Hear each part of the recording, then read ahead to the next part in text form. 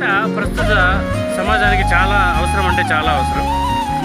ఊరిలో ఒక పెద్ద మనిషి ఉన్నాడు అనమాట. ఆ పెద్ద మనిషికి ఇద్దరు ముసలి తల్లిదండ్రులు ఉన్నారన్నమాట. చాలా వయసు అయిపోయినాడు. మనోడు ఏంటంటే వాళ్ళ భార్య ఎంత చెప్తే అట్లా వినేవాడు అనమాట. అంటే మన పల్లెటూరు లాంగ్వేజ్లో చెప్పాలంటే భార్య గీత గీస్తే దాటేవాడు కాదనమాట.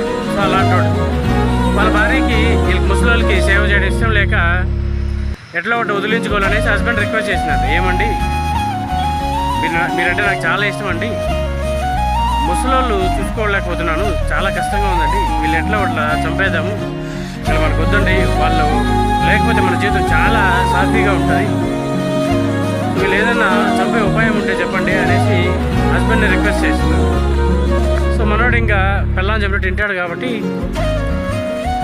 ఒక అడవికి తీసుకెళ్ళి చంపేస్తానులే, ఫీల్ అవ్వద్దు అనేసి ఒకరోజు అడవికి తీసుకెళ్ళాడు అనమాట. తల్లిదండ్రులు తీసుకెళ్ళి ఒక చెట్టు కింద కూర్చోబెట్టి, అమ్మ 5 నిమిషాలు ఇక్కడే ఉండంటే నేను వస్తాను అనేసి మనోడు వెళ్ళి ఒక దొంగలాగా ముసుగేసుకొని వచ్చాడు. సో వాళ్ళు చంపేయాలనేసి కత్తి తీసుకొని తల మీద కొడుతున్నాడు. సో అప్పుడు తల్లిదండ్రులు ఏం చేశారా అంటే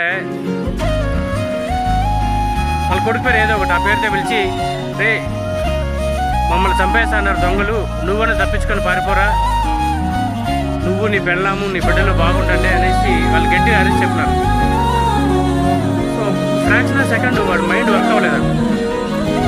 చివరి నిమిషంలో ఇంక చచ్చిపోతాను ఇప్పుడు కూడా నేను బాగుండాలని కోరుకుంటున్నారు, నా ఫ్యామిలీ బాగుండాలని కోరుకుంటున్నారు, సో ఎంత గ్రేట్ వీళ్ళు అనేసి కళ్ళ నిండా నీళ్ళు పెట్టుకునేసి మళ్ళీ ఆ ముసుగు తీసేసి వచ్చి, మా దొంగలు నేను కాపాడలేమా, ఆ దొంగలు ఇంకా రారు అనేసి చెప్పినాడు అనమాట.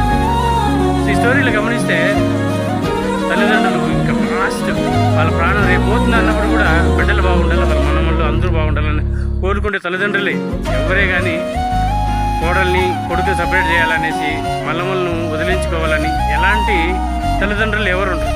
సో ఇవన్నీ సొసైటీలో ఎవరైనా ఇలాంటి వాళ్ళు ఎవరైనా ఉంటే ఈ వీడియోని షేర్ చేయండి, వాళ్ళకి కొంచెమైనా కనువిప్పు కలగాలి.